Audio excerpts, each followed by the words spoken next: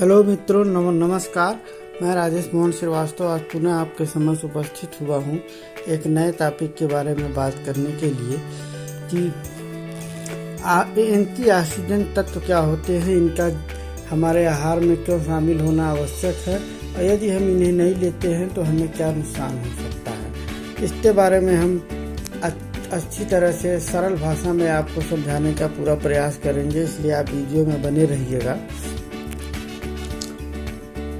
आज 15 मई को मैं इस टॉपिक पे इसलिए विशेषकर बात कर रहा हूँ क्योंकि आज के समय में काफ़ी प्रदूषण हो गया है, हर चीज़ अशुद्ध हो गई है। जितने भी फल सब्जी अनाज उगते हैं सब में रासायनिक खादों और कीटनाशकों का भरपूर प्रयोग किया जा रहा है क्योंकि वो हमारे लिए अनिवार्य बुराई बन गए हैं। मतलब बिना उनके हम फसल उगा ही नहीं सकते हैं।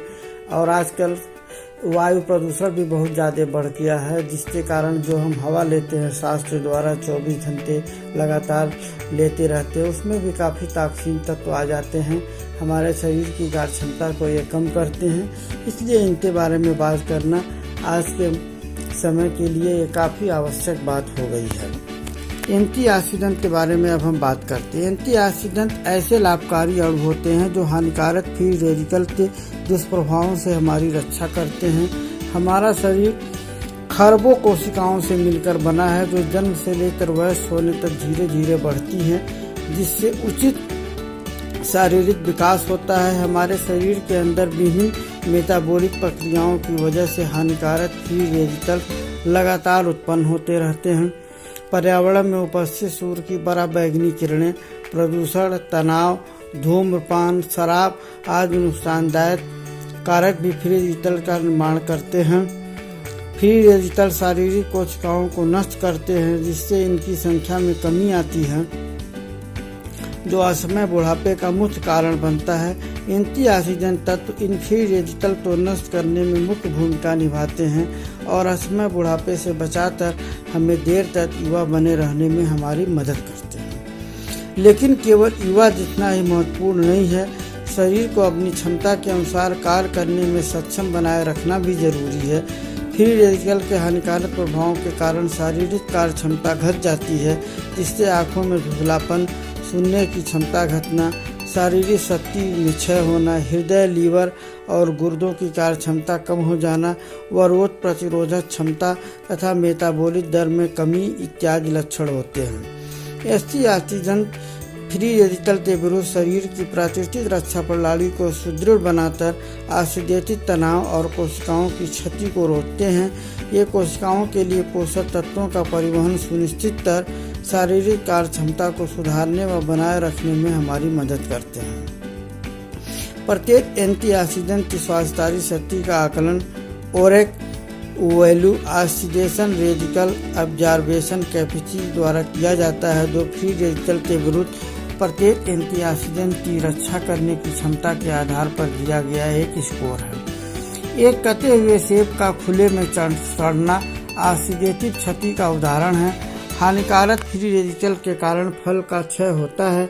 उसी तरह मानव शरीर में फ्री रेडिकल को नष्ट करने के लिए पर्याप्त मात्रा में एंटीऑक्सीडेंट तत्व उपलब्ध नहीं होने पर कोशिकाओं की हानि होती है। इसलिए हमारे दैनिक आहार में एंटीऑक्सीडेंट की मात्रा व गुणवत्ता हमारे संपूर्ण स्वास्थ्य खुशहाली के लिए अत्यंत महत्वपूर्ण होती है। एंटीऑक्सीडेंट फ्री रेडिकल को कैसे निष्क्रिय करते हैं, ये भी समझना जरूरी है। फ्री रेडिकल अत्यंत अस्थिर यौगिक होते हैं जो समीप के स्थिर स्वस्थ यौगिकों से इलेक्ट्रॉन छीनकर उन्हें अस्थिर बना देते हैं।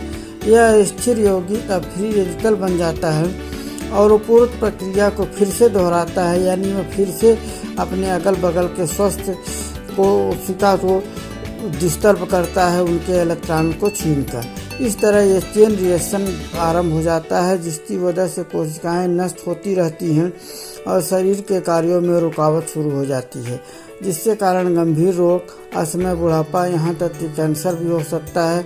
एंटीऑक्सीडेंट स्वयं स्थिर रहकर फ्री रेडिकल को इलेक्ट्रॉन प्रदान कर फ्री रेडिकल को स्थिर व संतुलित बनाकर उनके हानिकारक प्रभाव को बेअसर करते हैं। एंटीऑक्सीडेंट के प्रकार क्या क्या होते हैं? प्रकृति में विभिन्न प्रकार के हजारों एंटीऑक्सीडेंट होते हैं। किंतु मानव स्वास्थ्य के लिए सबसे महत्वपूर्ण एंटीऑक्सीडेंट हैं एस्टाजेंथिन, विटामिन ए, सी और E, beta carotene, selenium, lycopene, lutein आदि। एंटीऑक्सीडेंट तत्वों को 3 श्रेणियों में विभाजित किया गया है: कैरोटीनॉइड एंटीऑक्सीडेंट, विटामिन एंटीऑक्सीडेंट व mineral antioxidant. Astaxanthin, lycopene, lutein, beta carotene, zeaxanthin और अल्फा कैरोटीन कैरोटीनॉइड एंटीऑक्सीडेंट हैं और विटामिन ए, सी और ई विटामिन एंटीऑक्सीडेंट हैं और सेलेनियम एक शक्तिशाली मिनरल एंटीऑक्सीडेंट है। शरीर कुछ मात्रा में एंटीऑक्सीडेंट का उत्पादन करता है, लेकिन फ्री रेडिकल के निरंतर बनने और वह उनसे रक्षा करने के लिए पर्याप्त मात्रा में एंटीऑक्सीडेंट का उत्पादन करने के लिए सक्षम नहीं होता है। इसलिए हमें प्रतिदिन खाद्य पदार्थों के माध्यम से शरीर में नए एंटीऑक्सीडेंट तत्वों की निरंतर आपूर्ति की आवश्यकता होती है। एंटीऑक्सीडेंट प्रकृति में पाए जाने वाले लगभग सभी साबुत प्राकृतिक खाद्य पदार्थों में होते हैं, लेकिन फिर भी आधुनिक समय में अत्यधिक प्रदूषण, दूषित पदार्थों और रसायनों के स्तर में वृद्धि की वजह से हम सभी को प्रद आहार के साथ प्रतिदिन एंटीऑक्सीडेंट सप्लीमेंट भी लेना चाहिए। एंटीऑक्सीडेंट से लाभ क्या होते हैं?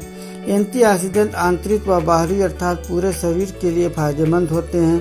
सभी एंटीऑक्सीडेंट हानिकारक फ्री रेडिकल को निष्क्रिय करते हैं और अस्थमा, बुढ़ापे और विभिन्न शारीरिक गंभीर बीमारियों से शरीर की रक्षा करते हैं। परंतु प्रत्येक एंटीऑक्सीडेंट एक निश्चित स्वास्थ्य समस्या के लिए भी एक विशेष भूमिका होती है, अर्थात ये एक विशेष स्वास्थ्य समस्या को भी ठीक करता है। उदाहरण के लिए लाइकोपीन हृदय रोगों और सूर्य की तीखी धूप से त्वचा को होने वाली क्षति से बचाव के लिए विशेष रूप से फायदेमंद है। बीटा कैरोटीन, ल्यूटीन और जियाजेंथिन विशेष रूप से आँखों के स्वास्थ्य के लिए फायदेमंद होते हैं और विटामिन सी, ई त्वचा को स्वस्थ रखने और अस्थमा, बुढ़ापे के लक्षणों को कम करने में मददगार होते हैं। आहार में एंटीऑक्सीडेंट तत्वों से भरपूर खाद्य पदार्थों को शामिल करने और एंटीऑक्सीडेंट सप्लीमेंट के रूप में इसका सेवन करने से हम अस्थमा, बुढ़ापे और विभिन्न गंभीर रोगों से बच सकते हैं और हम लंबे समय तक युवा और स्वस्थ जीवन जीने के लिए सक्षम बन सकते हैं। इसलिए आप सभी लोगों से मेरा निवेदन है कि एंटीऑक्सीडेंट का सेवन अवश्य करें, जिससे कि आप जीवन भर युवा व स्वस्थ रह सकें और आप सभी लोगों को किसी तरह का कोई परेशानी न हो। अगर आपको कोई इसमें संदेह है, प्रश्न है, तो आप टिप्पणी में जाके अपने प्रश्नों को लिख सकते हैं। मैं अपने बेस्ट नॉलेज के हिसाब से जो भी मेरा सर्वोत्तम ज्ञान होगा आपकी समस्याओं को हल करने का पूरा प्रयास करूंगा। और आप सभी लोगों के स्वास्थ्य की हम कामना करते हैं कि आप लोग स्वस्थ रहें, सुखी रहें, संपन्न रहें। अगले रविवार हम फिर मिलते हैं। नमस्कार। अगर मेरा वीडियो अच्छा लगा हो तो प्लीज़ इसे लाइक करिए, सब्सक्राइब करिए